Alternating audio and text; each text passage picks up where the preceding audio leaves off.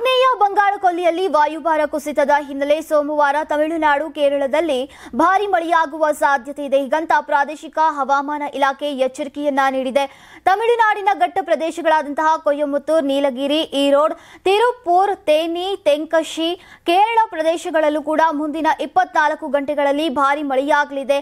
ಆದರೆ ಚೆನ್ನೈನ ಸುತ್ತಮುತ್ತ ಗುಡುಗು ಮಿಂಚು ಸಹಿತ ಸಾಧಾರಣ ಮಳೆಯಾಗಲಿದೆ. ಈಶಾನ್ಯ ಮುಂಗಾರು ಆರಂಭವಾದಾಗಿನಿಂದ ತಮಿಳುನಾಡು ರಾಜ್ಯದಲ್ಲಿ 2-3 ದಿನಗಳಲ್ಲಿ ಭಾರೀ ಮಳೆಯಾಗಲಿದೆ.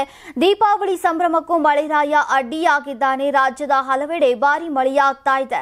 ಹವಾಮಾನ ಇಲಾಖೆ ರಾಜ್ಯಕ್ಕೆ ಭಾರೀ ಅಲರ್ಟ್ ಅನ್ನ ನೀಡಿದೆ. ಬೆಂಗಳೂರು ಸೇರಿದಂತೆ 23 ಜಿಲ್ಲೆಗಳಿಗೆ ಇಂದು ಹಾಗೂ ನಾಳೆ ಯೆಲ್ಲೋ ಅಲರ್ಟ್ ಅನ್ನ ಘೋಷಣೆ ನೀಡಿದೆ. ಇನ್ನು ಚಾಮರಾಜನಗರ, ಕೊಡಗು, ಮಂಡ್ಯ, ರಾಮನಗರ, ಉತ್ತರ ಕನ್ನಡ, ಮಂಗಳೂರು, ಉಡುಪಿ, ಬಳ್ಳಾರಿ, ವಿಜಯನಗರ, ಚಿತ್ರದುರ್ಗ, ಶಿವಮೊಗ್ಗ, ಚಿಕ್ಕಮಗಳೂರು ಜಿಲ್ಲೆಗಳ ಸೇರಿದಂತೆ ಈಗ ಹಲವು ಜಿಲ್ಲೆಗಳಿಗೆ ಮಳೆ ಮುನ್ಸೂಚನೆಯನ್ನ ನೀಡಲಾಗಿದೆ.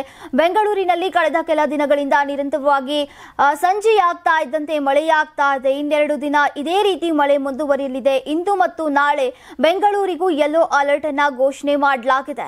ಇನ್ನು ಸಂಜೆ ವೇಳೆ ಭಾರೀ ಮಳೆಯಾಗುವ ಸಾಧ್ಯತೆ ಇದೆ. ಹೀಗಾಗಿ ಎಚ್ಚರಿಕೆ ವಹಿಸುವಂತೆ ಸೂಚಿಸಿದೆ. ಅರಬ್ಬಿ ಸಮುದ್ರದಲ್ಲಿ ವಾಯುಭಾರ ಕುಸಿತದ ಹಿನ್ನೆಲೆಯಲ್ಲಿ ಉತ್ತರ ಕನ್ನಡ ಜಿಲ್ಲೆಯಲ್ಲೂ ಕೂಡ ಮಳೆ ಚುರುಕುಗೊಂಡಿದೆ.